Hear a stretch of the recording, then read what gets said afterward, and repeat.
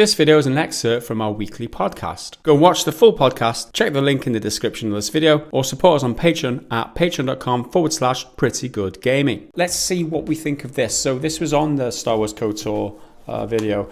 Anonymous comments specifically about leaks, right? He says, leaks are always good for the industry as a whole. If your game is good, you stand nothing to lose. Even if the content leaked is unfinished, people can tell when a game is bugged because it's unfinished yet. And when the game is bugged because it's made on a 2-decade-old engine for a quick cash grab, cough Bethesda cough. And if your game is trash, and in brackets EA, Activision, Ubisoft, generic catch all garbage, and brackets, then people will know beforehand not to buy it and thus pushing the industry towards quality content.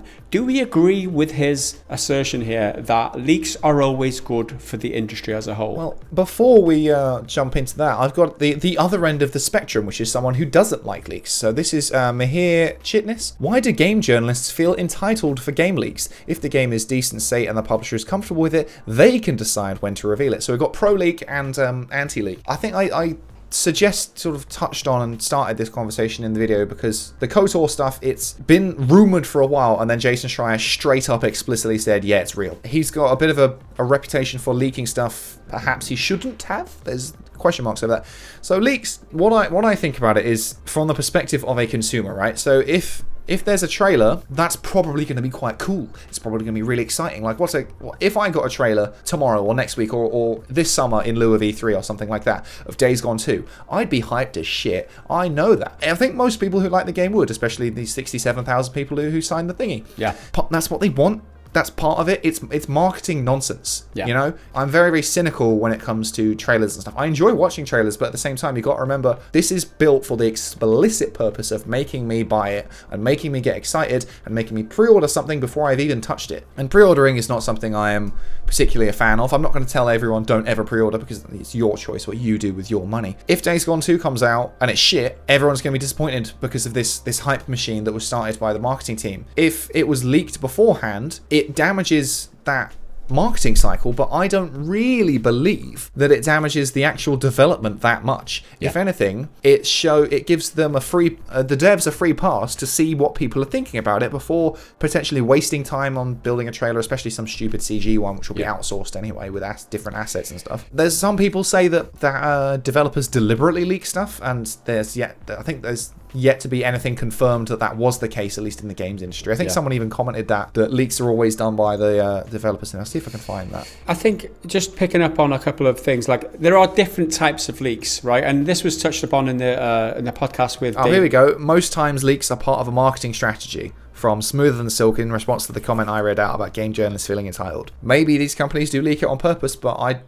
there's no evidence for that. I mean, it would not make a lot of sense if you consider the leaks for The Last of Us 2, and if you consider the leaks for Fallout 4. Those two like completely destroyed the reputation of the game going in. Like, I think it was Jason Schreier on both occasions, right? It basically leaking a huge plot points like that is absolutely horrible. That isn't news. Yes. That isn't news at all. That is just him trying to win clicks, trying to win favor. Like, again, like I said, this is touched upon in the discussion with David Jaffe and John Garvin, who we discussed earlier.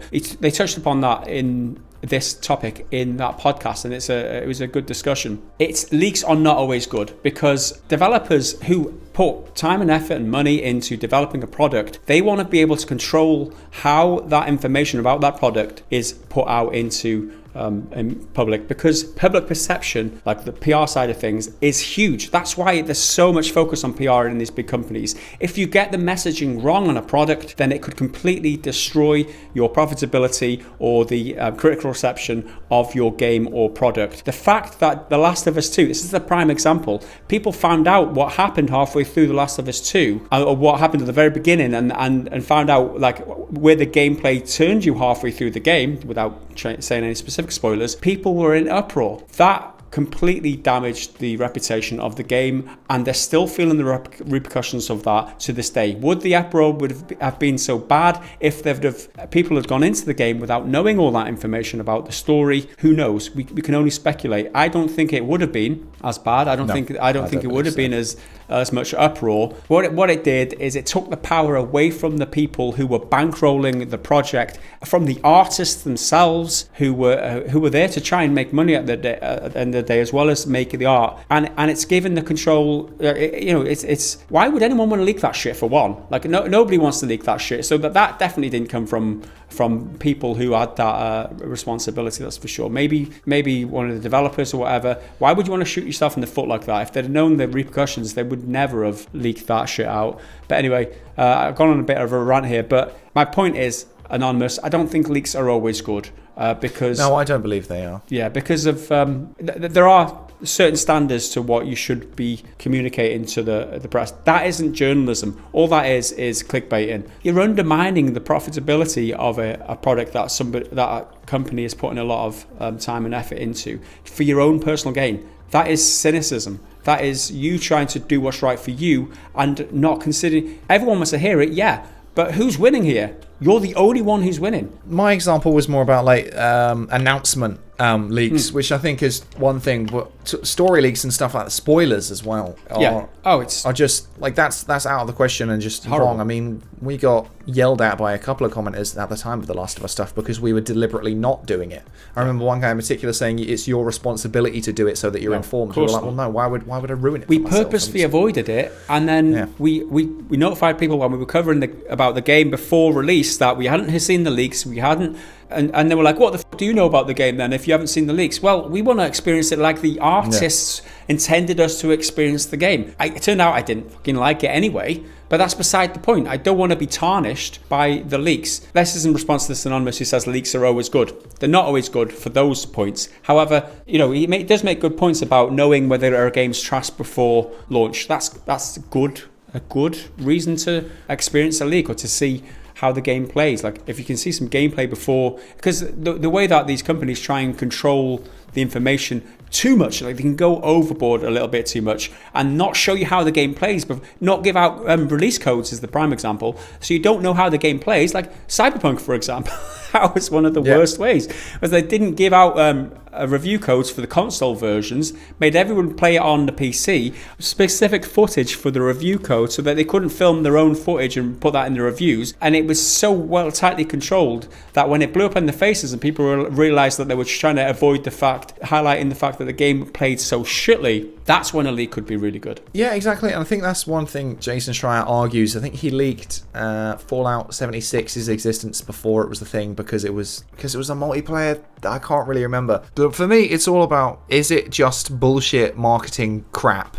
Like, if it's the existence of this game and there's a trailer coming now, or like all of that, I'm deeply, deeply cynical for. But I think I kind of misspoke earlier saying that I don't believe it hurts the developers. What I mean is it screws over the people who are working on creating the thing. What I should have said is I don't care if it screws over the publishers. I couldn't care less about publishers. Well, leaks don't give you the full information, or they don't give you everything. Like, a lot of people read the Last of Us leaks, hated it, swore off the game, didn't play it. Some people hated the leaks, played the game, still hated it. Some people hated the leaks, played the game, and they came around on it. I'm not going to say it's everyone. I know the percentages, and people on Twitter are fucking idiots anyway. You can't make up your whole mind based on a leak, and I think that's the problem with it. Is not most people, but a lot of people do, and in some ways you can't blame them for it because you can have this instant kind of knee-jerk reaction. People just got to remember context, and I think that's what annoys me most about the Last of Us situation. Less so now because the game is actually out, but the amount of people who jumped to conclusions, like, people still believe Abby is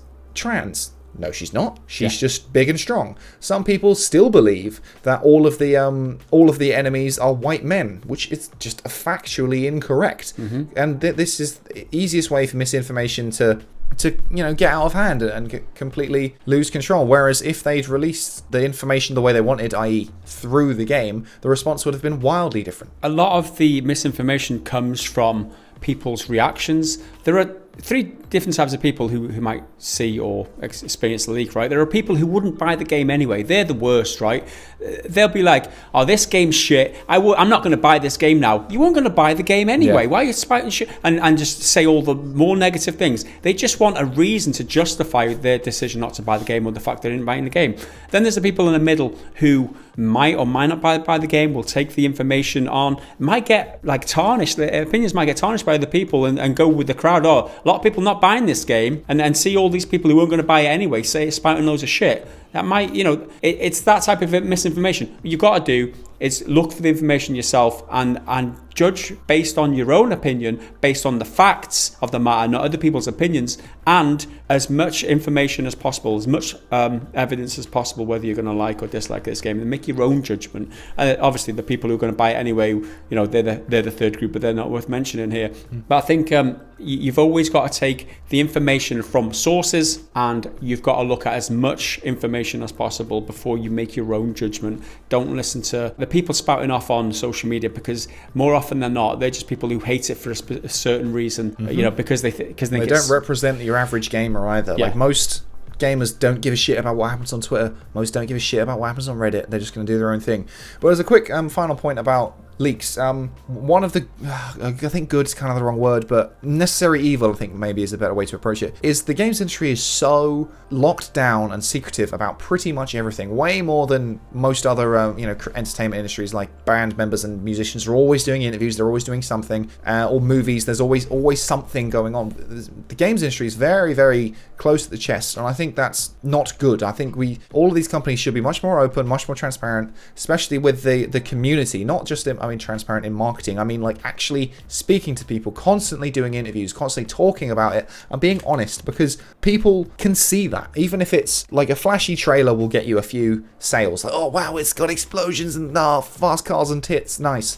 But I really feel gamers are smarter than people think. Marketing companies are there to completely manipulate you.